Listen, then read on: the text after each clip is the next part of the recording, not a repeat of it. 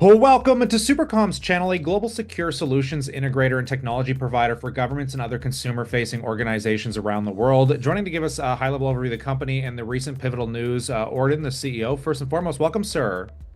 Thank you. Thanks for having me. Yeah, such a pleasure to get you on. So before we talk about the pivotal news, maybe just for newer audiences stumbling into this, what exactly are you guys doing there at SuperCom?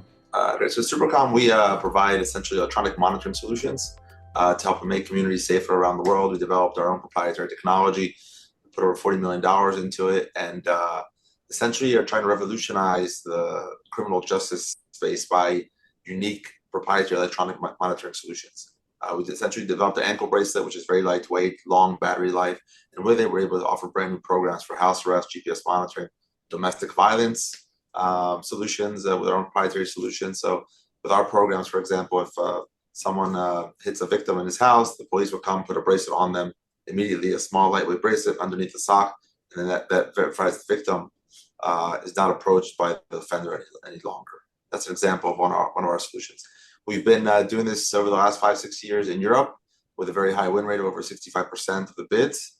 And the market's expected to reach $2.3 billion in the next few years. The majority of the market's in the US. So in the last 6 months to a year, we actually tailored our technology to the US market, expanded our sales team to the US market, and refined our strategy. And we've been expanding into many states and new contracts in the US since. Because of our traction in Europe in recent years, in the US, we've actually been able to grow at a 50 to 60% CAGR for our revenues. We reached $5.7 million in EBITDA.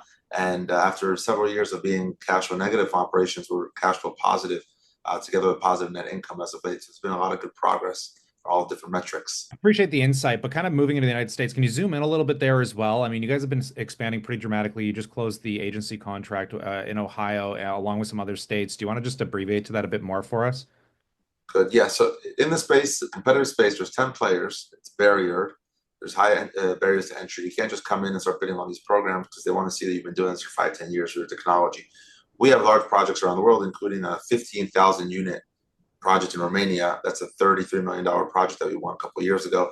And we have pretty much all track records and references that we need to bid. So now when we enter the US, we're able to bid effectively into almost any region or a contract at least to bid it, which is something we weren't able to do in the past. And now how these bids have performed, we see with some of our recent results. We've entered 6 new states, including New York, including Baltimore, including South Dakota, and we just announced Ohio today, and 20 contracts altogether since the summer of 2024.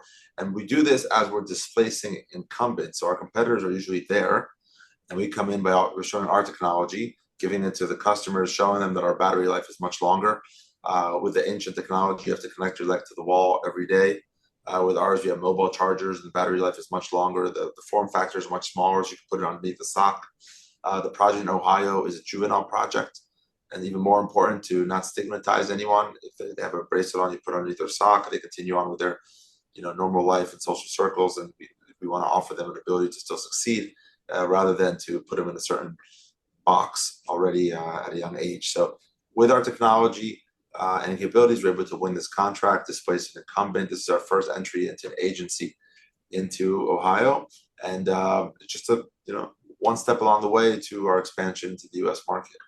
On that note, we'll pass it over to the viewers as always. We'd love to know what you think in that comment section below, and consider subscribing as news catalysts come down the wire like this. Of course, we'll bring it to you here. But on that note, we look forward to catching you in the next one.